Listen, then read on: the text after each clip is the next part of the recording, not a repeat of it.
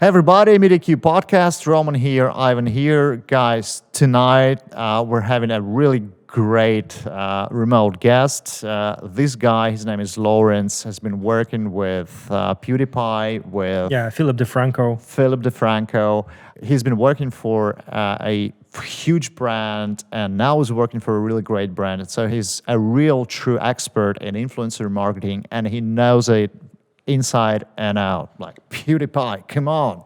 So let's see how it all will be going, and we're going to discuss all the nuances and trifles and interesting stuff about influencer marketing tonight.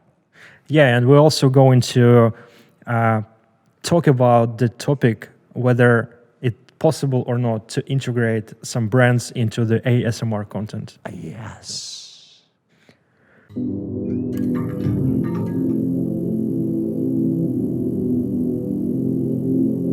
Hey guys, everybody, mediacube podcast is here again. Roman, Ivan, and I'm really delighted to introduce to you our today's guest, a good friend of ours, a good friend of mediacube, who's a great professional specialist in influencer marketing, the guy whom we've been working in influencer marketing realm for several years right now. Lawrence. Thank you, Lawrence, for joining us today. Hello, guys. Pleasure to meet you, and thanks for having me tonight. Right. So, a bit of history. Lawrence used to work for one of the biggest VPN services probably in the world. At least it is one of the most renowned VPN services, NordVPN. I use it. Yeah, millions of people use it all over the world. This is the point that we collaborated and we met, and we did really dozens of influencer launches all over the world. Like the geography was huge, from Czech Republic, I think, to way to Asia. Before we continue talking about influencers and NordVPN experience, and I forgot to mention that right now Lawrence works for Reshape.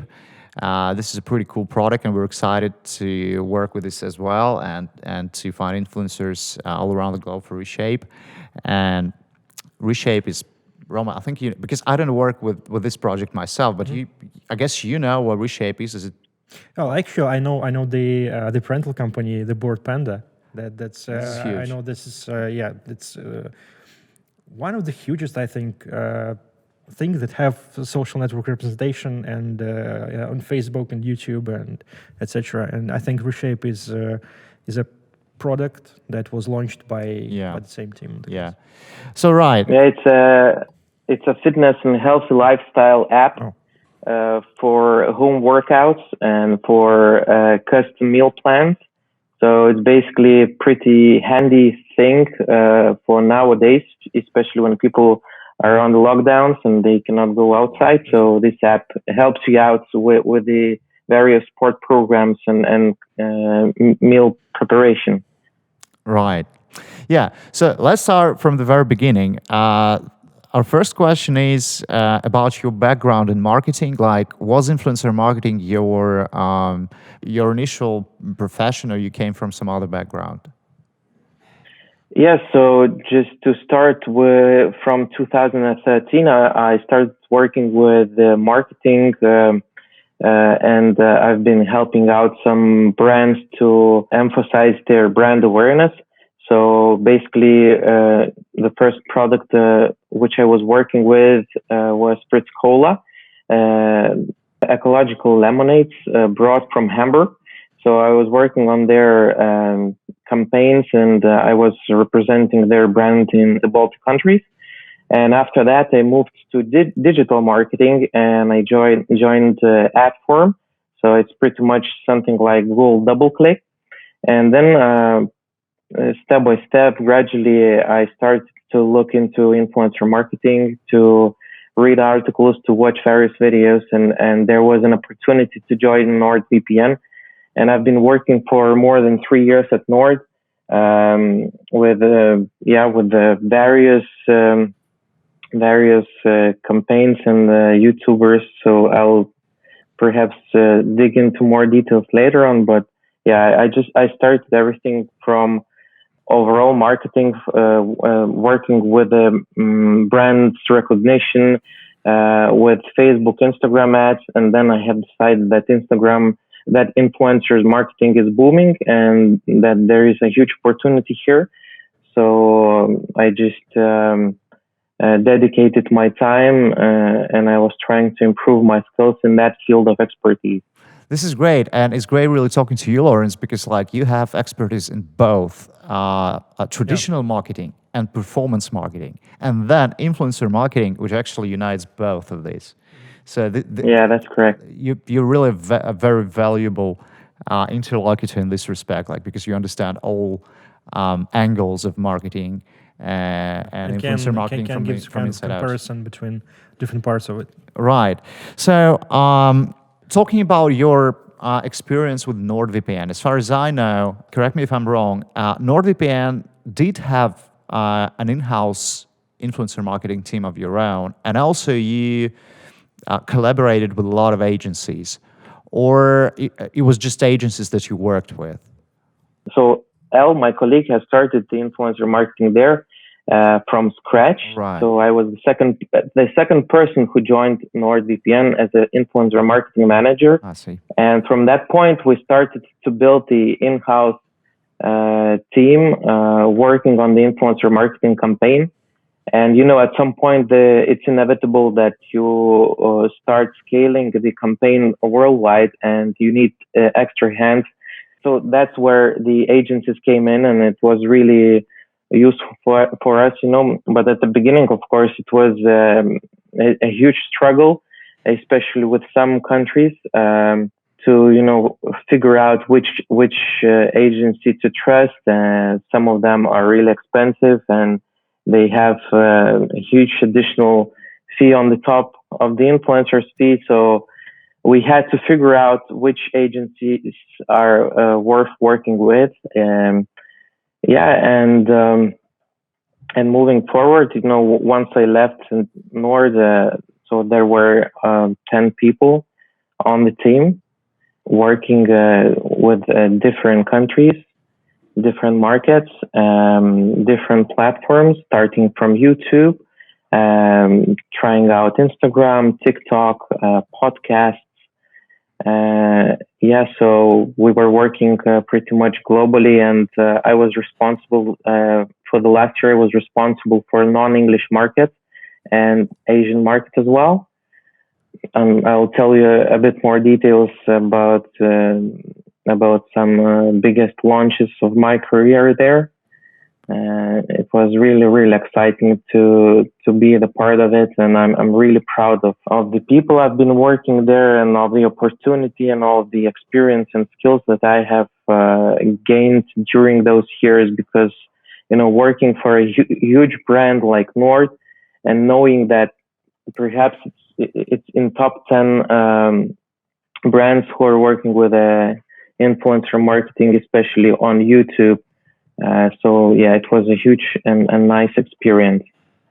Right. So talking about tapping into new and undiscovered geographies in terms of influencer marketing, could you tell at least 3 that were the hardest to tap into?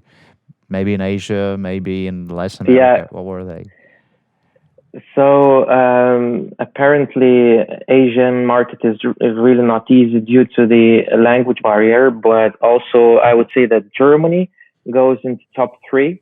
But we've managed to break through, to break the ice only after 1 year and a half, I would say. And we have filtered out the best agencies to work with, including Webedia and some others. And and we've managed to work with the biggest German influencers. And they're now, some of them are already the ambassadors of NordVPN as such for German market. So German market, South Korea and Japan were the most difficult markets to work with. Yeah, right. To launch some campaigns there. Can you recall the geographies and countries that you've been working with mediacube in influencer launches? Yeah, so starting from the US, then I was working with the United Kingdom, Germany, France, Italy, Spain, South Korea. Some of the integrations were launched in Japan. Then I was working with Taiwan as well. So pretty much all possible countries were covered, including Czech Republic as well.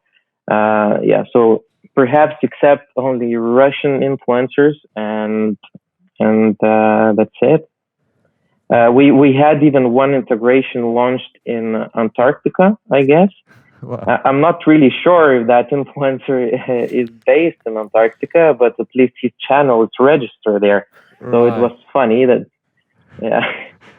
Yeah, but I'm just trying to imagine his demo in his YouTube analytics, like 100% of audience from. I'm not even sure that there is a YouTube partnership program over there, and if it's mentioned somewhere in any of YouTube sources. I'm not sure about that. I don't know, but this is exciting, really. I mean, but what I wanted to say is that, well, I need to clarify to all our audience and all the guys over there that we at mediacube are so global primarily because we are a global YouTube multi-channel network, and we have really a lot of partners all over the world.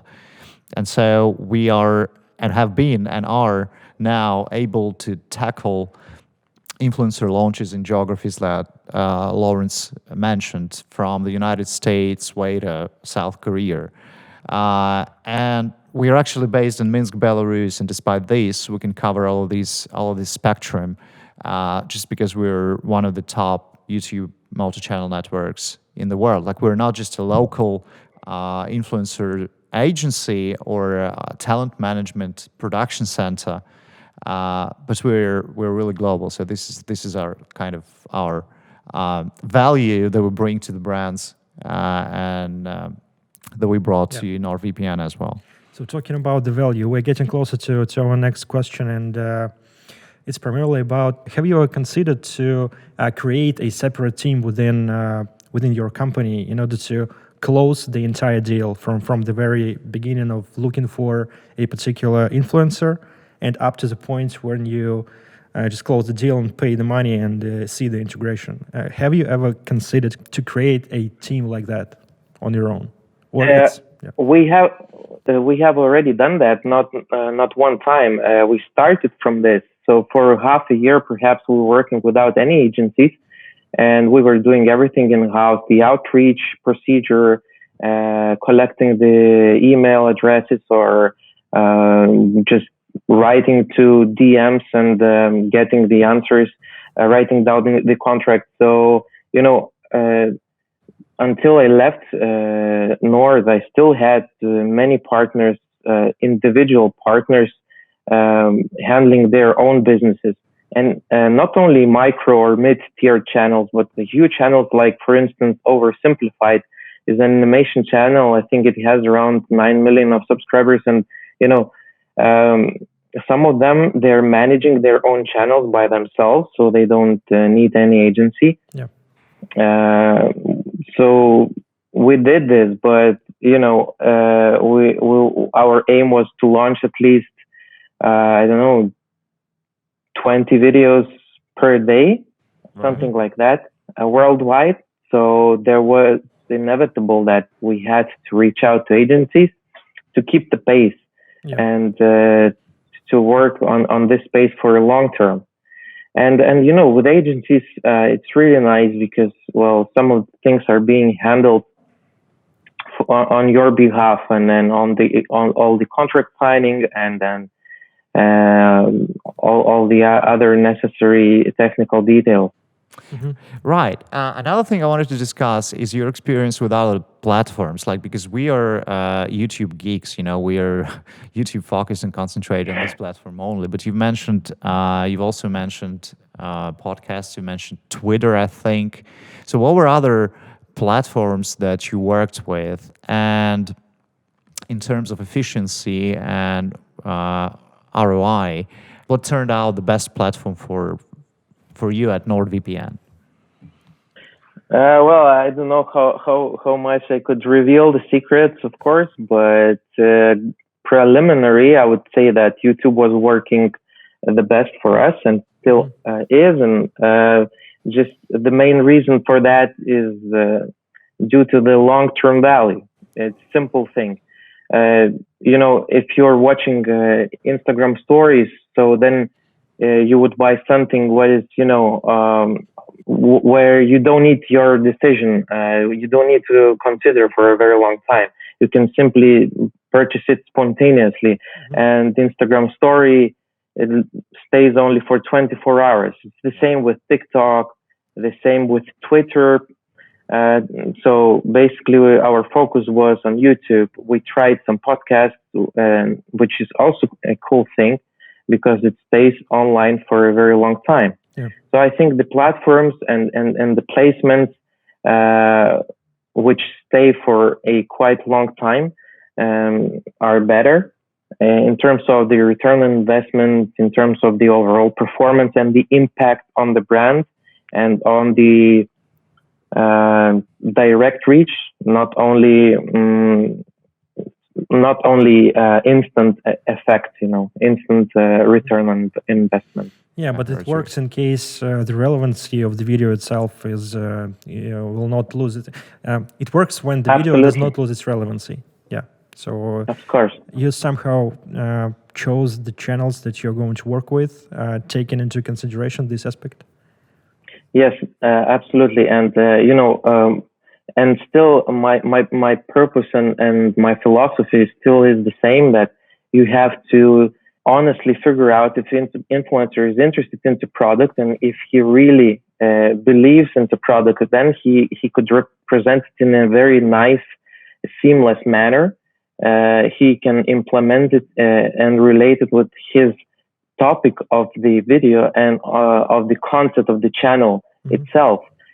So then it doesn't look boring, and then people usually do not skip that type of ads. That's why we were always trying to give them all the freedom for their creativity, for their concept, and it worked out, And I still stick to this philosophy that you have to be honest with the influencer, and influencer has to be honest to himself, to his audience, to his values. Then it works. Yeah. If it's out of the blue, if it's just simple text reading or ad reading from the paper, it rarely works. Right. Yeah, so only maybe with the Asian influencers. That's right. Because when they don't really understand the attitude. Their integrations are very static and very similar to each other. So right. Yeah. Yeah, I see. So how did you work with this kind of thing? So you had to make sure that the channel, the influencer that you work with is really fond of your product. So what did you do in order to understand that it's really so? Well, there were many ways how to figure this out, but usually we were watching their last, 20 videos. We were trying to figure out if the comments were real, if the followers were real, how relevant the comments are to their content, how people react to the ads. Also, we were giving free access to the app, and we still do the same with the Reshape app. We simply give them a possibility to use the service, or they've been using the service for a very long time, which means that they can honestly express their own opinion without any lies. Because, big guys, they don't care about the money usually. Well, they do care, but usually they select the brands, not brands select the influencers, because they simply have many proposals on the market, and their goal is not only to present the product and get money, but they want to be honest to their audience. And then, you can expect the success. Yeah, True. That's right. Yeah. My next question is, what verticals, what genres did work well for NordVPN back then, and what verticals and genres work well for Reshape app right now? Well, so those are totally different products. I'm really excited to touch the base of both of them. And it's really different because Reshape app is oriented towards female audience, while NordVPN was more oriented towards tech guys, technology channels, various travelers knowing that they're using a VPN. So we should look at this from a little bit different perspective. We were trying to figure out who would be using the product by themselves, in which cases, and simply, we were trying to relate the content to that. So if you would look up the YouTube, you would see that NordVPN was on every possible industry vertical, perhaps, Right. except beauty. We still haven't figured out the way how to represent it, but we tried it. We have tried even ASMR channels, and they were working pretty well for us. So that was really, really funny. I cannot stand those, but for some people it's something crazy. And the ad of Nord was also whispered at the mic. Yeah, so it was a fun thing. While Reshape at this time, of course, we're looking for the fitness, healthy lifestyle, various mindfulness channels, because this app is really nice for not only for the people who want to change their shape, but at the same time for the ones who want to live the mindfulness lifestyle. That's why we're looking into lifestyle related bloggers and influencers, and we're trying to relate the ads to their content. Right. Cool. Well, again, getting back to your experience with NordVPN, I've always been wondering how you guys have been tracking performance. Like, what was the CDR that was okay? Because there are so many different opinions out there in the industry. Like 1% CDR is okay. Other people think that 1% CDR is very low. So from your experience, if you can share it, what is the optimum CDR on YouTube? I don't want to get into numbers here, but I would just say that some of the brands before we've launched influencer marketing were only focusing their influencer marketing campaign on the brand awareness purposes, while we have decided that the influencer marketing department can be positive in terms of performance by themselves.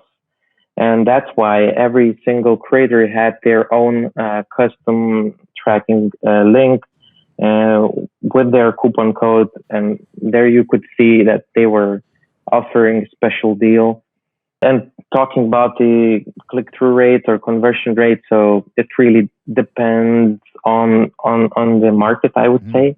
And some of the markets were really, really successful for us.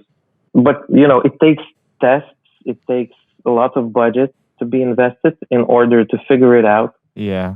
But, well, I think I will not go into numbers, but it is still working pretty well once you find out the angle, how to implement the integration and show it in really nice manner. I think our success formula was honesty and giving creators the freedom how to present the brand.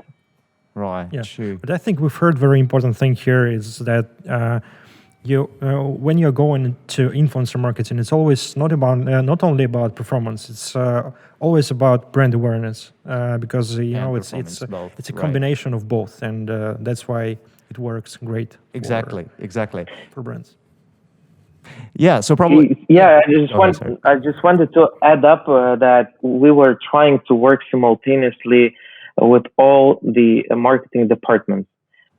So basically, once the article related to fitness, in this case, is launched, so we're trying to launch the video, or at Nord, once the article or the affiliate partner was onboarded, so we were trying to launch the videos at the same time.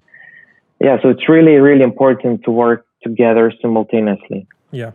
Exactly. Right. So, Lawrence, probably one of the last questions is: could you recall any fun cases when you were positively except the ASMR one. except the ASMR one, when you were either positively or negatively surprised with influencers' attitude towards your partnership? I think I'll tell you one very nice and positive example. What we did together with the STRE channel in December. So basically, it was a huge project. I've been trying to reach out to them for a very long time, and finally I did. And they have agreed to make a huge project. It was not only an integration. The whole video was dedicated for the coronavirus situation and everything. So basically, the guy has visited his parents after 1 year without seeing them. So we were not only sponsoring the channel, but we were also, we have dedicated some budget to that family. So it was a really nice thing, and the feedback was great. So when I'm looking at those projects, what we did, I called some of them, not the ads, but projects, because we were working with some of the guys like Casey Neistat or PewDiPie, Philip DeFranco for a very long time. And, moving forward with them, they were honestly trying to create something different, something out of the box, which was really, really cool, really funny, relatable to their audience. And the integration was really, really exciting to watch. We have managed to convince the influencer to create a song, or sometimes they did it on their own will. So it was really nice to hear the rap song when the ad is being implemented into the song words. So it was really, really cool. Yeah, right. Thank you, Lauren. So we'll be summing up. I don't know how about you, Roman, but I guess I've heard the most important thing here that actually confirmed my attitude towards influencer marketing and about what it actually is. Honesty. Yeah, honesty and thinking outside the box sometimes. And thinking outside of the box, exactly. So thank you, Lawrence, for joining us tonight. It's been great talking to you. Good luck to you at Reshape, and mediacube will do all we can to help you with influencers in your new direction of work. Yeah, thanks so much for having me tonight. It's really an honor to speak on behalf of both brands and on behalf of the overall influencer marketing. I'm really happy, and then thank you so much. Thanks. Thank you, Lawrence. It was mediacube podcast. Lawrence, Roman, Ivan. See you in a week, guys. Stay tuned. See ya. Bye-bye.